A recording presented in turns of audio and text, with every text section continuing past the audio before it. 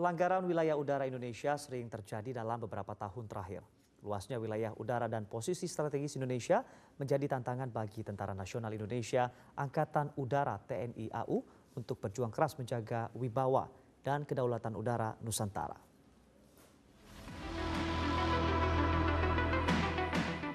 Awal pekan ini TNI Angkatan Udara akhirnya mengizinkan pesawat sipil asing dari Malaysia yang sempat masuk ke wilayah Indonesia tanpa izin untuk mengudara lagi. Sebelumnya pesawat tipe DA62 dengan registrasi GD4 yang dipiloti MJT warga negara Inggris. Dengan kopilot TVB dan kru CMP itu masuk wilayah Indonesia tanpa izin dan dipaksa mendarat oleh TNI AU ke Bandara Hang Nadiem Batam, Kepulauan Riau pada 13 Mei 2022.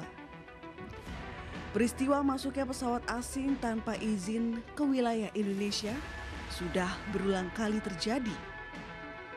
Kepala Staf Angkatan Udara Marsikal TNI Fajar Prasetyo menyebut dalam beberapa tahun terakhir pelanggaran wilayah udara nasional masih sering terjadi. Pelanggaran dilakukan baik oleh maskapai penerbangan sipil maupun pesawat militer asing.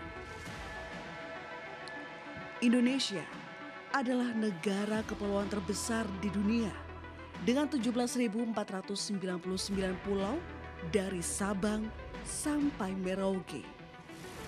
Indonesia memiliki garis pantai terpanjang kedua di dunia, yaitu 95.181 km dengan luas perairan laut mencapai 5,8 juta kilometer persegi.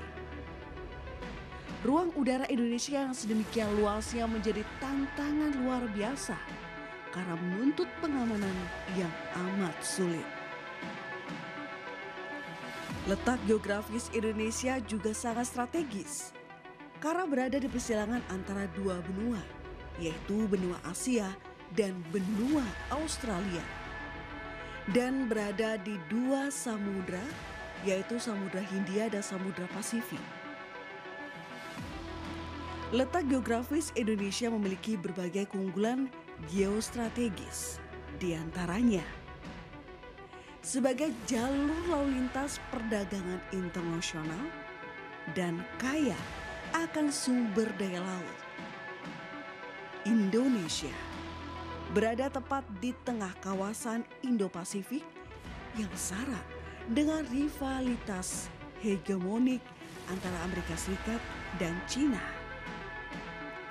Posisi strategis Indonesia pun telah dimanfaatkan oleh negara-negara lain. Kondisi ini dapat mengancam eksistensi Negara Kesatuan Republik Indonesia (NKRI). Kasus masuknya pesawat asing tanpa izin ke wilayah udara Indonesia bisa menjadi salah satu indikator untuk menguji kesiapsiagaan TNI Angkatan Udara dalam menjaga kedaulatan negara. Ketegasan TNI Angkatan Udara menindak pesawat asing tanpa izin dengan memaksanya mendarat di Batam beberapa hari lalu bisa menjadi peringatan bagi pihak-pihak asing yang ingin merongrong kedaulatan wilayah udara Indonesia.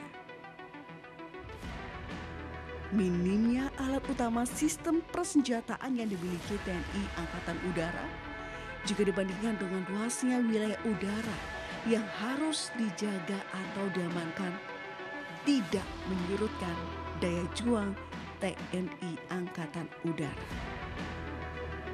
Beberapa alutsista TNI AU seperti F5, Hawk 100 dan 200 memang telah berusia lebih dari 25 tahun dan mulai memasuki usia pensiun.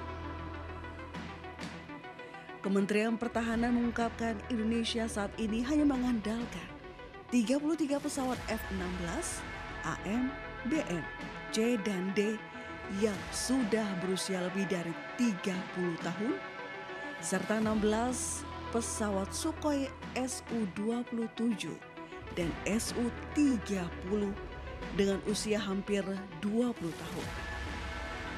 Karenanya, pemerintah berencana melakukan pengadaan pesawat tempur Rafale dan F-15-9 guna memperbaiki kondisi kesiapan pesawat tempur Indonesia yang dalam beberapa tahun terakhir mengalami kemunduran.